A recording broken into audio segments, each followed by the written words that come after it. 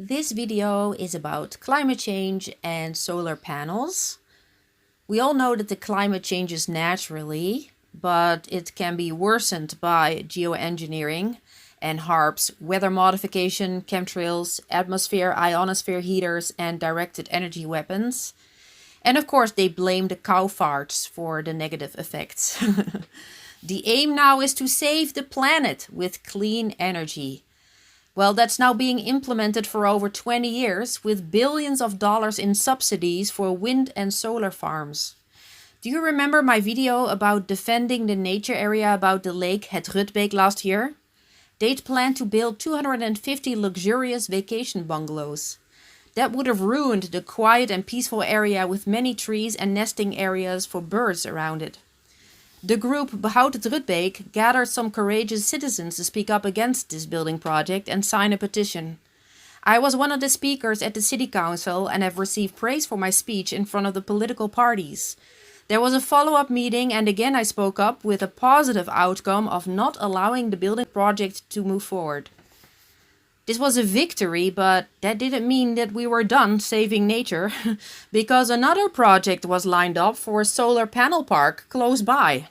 And that's my topic of today. They think we can supply all the energy by building enough wind and solar farms plus enough batteries. The simple truth is that we can't, nor should we want to, not if our goal is to be good stewards of the planet.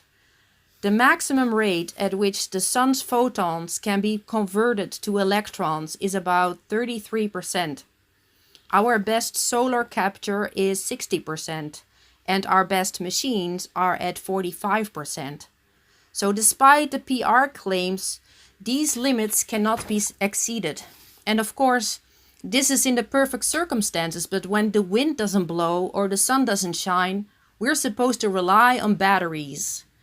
Consider the biggest battery factory, the one Tesla built in Nevada.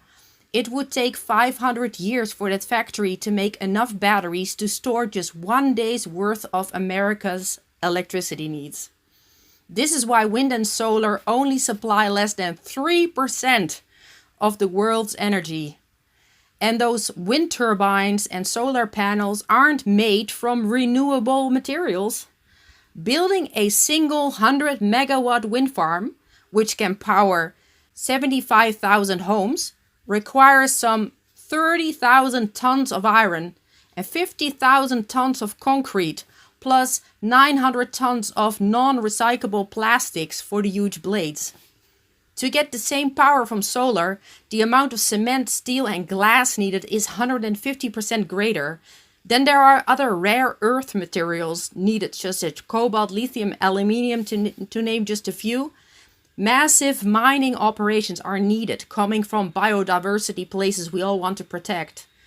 Then the mining itself requires huge amounts of conventional energy, as do the energy-intensive industrial processes needed to refine the materials and then build the hardwire. Then there's the waste. Wind turbines, solar panels and batteries have a relatively short life, about 20 years. So we have a whole new environmental challenge when in 2050 all the material has to be disposed of. And guess who's gonna pay the bill? Our environment destroyed and our wallets empty. This on top of how bad dirty electricity is for our health. Sitting in an electric car affects fertility in men and women, and is a carcinogen, idem dito for sleeping under solar panels on the roof or next to a smart meter.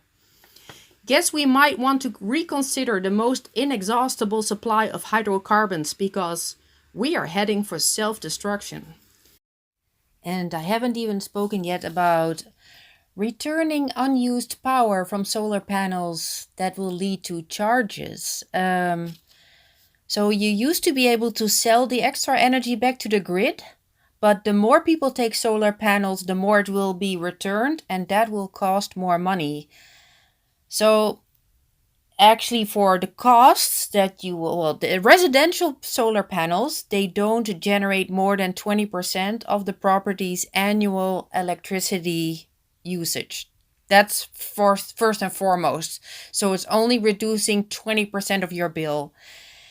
It takes 15 years for about, depending on the cost, there are different companies, but it takes about 15 years for the solar panels for themselves to be paid back. So the life of a solar panel is 25 years and it takes 15 years to pay them off. Then the Netherlands Authority for Consumers and Markets, households will pay more for the return of electricity to the grid. And so the result is that households will be charged more to return excess electricity than they generate. So it actually it has the opposite effect. And actually people with solar panels, they tend to use more electricity because they don't want to pay the charge for the return of the electricity to the grid. So the aim is to use less electricity. We actually encourage people to use more of it. It's just, an upside down world. So yeah, this solar panel thing is a big hoax.